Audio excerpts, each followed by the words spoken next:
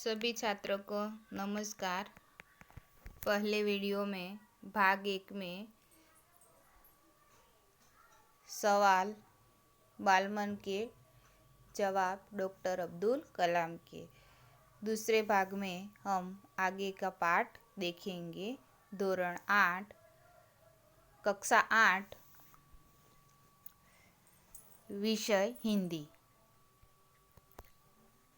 वह कौन सी बड़ी चुनौती है जिसका सामना हमें आज करना पड़ रहा है? भारत को सन 2020 तक एक विकसित राष्ट्र के रूप में परिवर्तित करना और देश के 1 अरब से अधिक नागरिकों के चेहरों पर मुस्कान देखना, यही राष्ट्र के समक्ष सबसे बड़ी चुनौती है।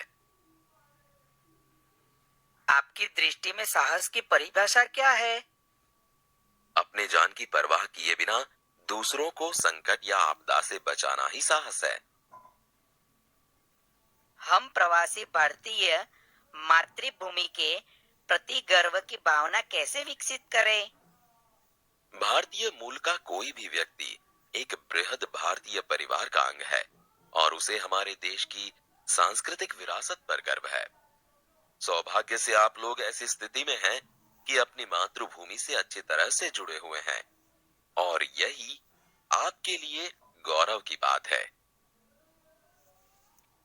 जो भी बच्चे आपसे मिलते हैं वे कहते हैं कि वे एक प्रसिद्ध वैज्ञानिक, इंजीनियर, डॉक्टर आदि बनना चाहते हैं, पर किसान, मजदूर और कलाकार भी किसी राष्ट्र के लिए उतने ही महत्वपूर्ण हैं। हम ऐसे ही परिवारों से आते हैं। हमारे लिए आपका क्या संदेश है? किसान, मजदूर, कलाकार और दस्तकार, ये सभी हमारे राष्ट्र के अभिन्न अंग हैं। राष्ट्र निर्माण में हमें उन सभी की सेवाओं की समान रूप से दरकार है।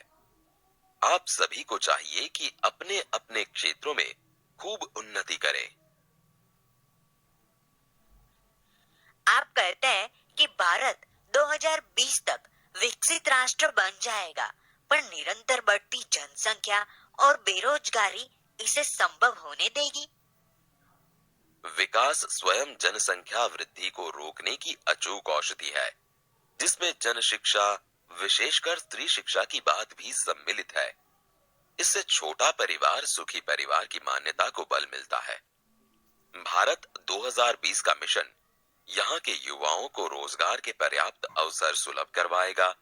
ग्रामीण क्षेत्रों में बड़ी संख्या में उद्योग धंधे स्थापित किए जाएंगे, जिससे उन क्षेत्रों में रोजगार के प्रचुर अवसर पैदा होंगे। आपको ऐसा क्यों लगता है कि 2020 तक भारत विकसित राष्ट्र बन जाएगा? भारत की जनसंख्या 1 अरब से अधिक है। इसमें 54 करोड़ लोग 25 वर्ष से कम आयु के हैं।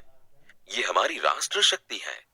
भारत को 2020 तक विकसित राष्ट्र में परिवर्तित करने के लिए हमारे पास प्रचुर प्राकृतिक संसाधनों के साथ ही सुनियोजित खाका भी उपलब्ध है।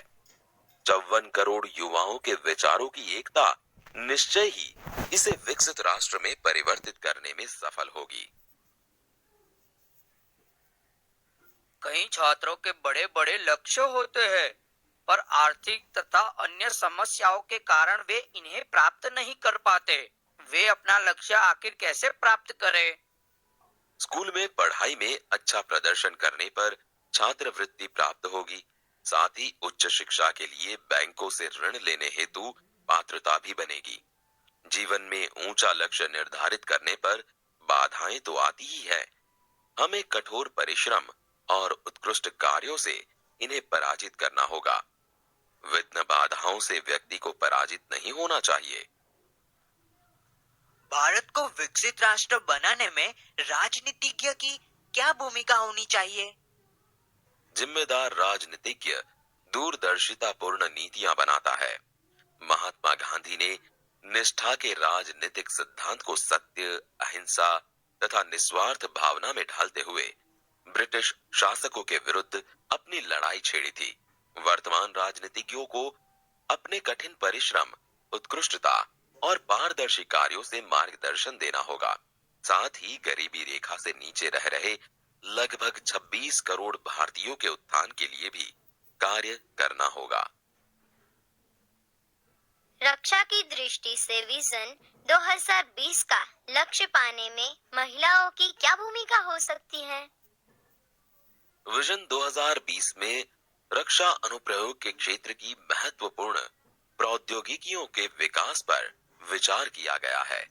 राष्ट्रीय सुरक्षा की बात भी विजन 2020 का एक अभिन्न अंग है।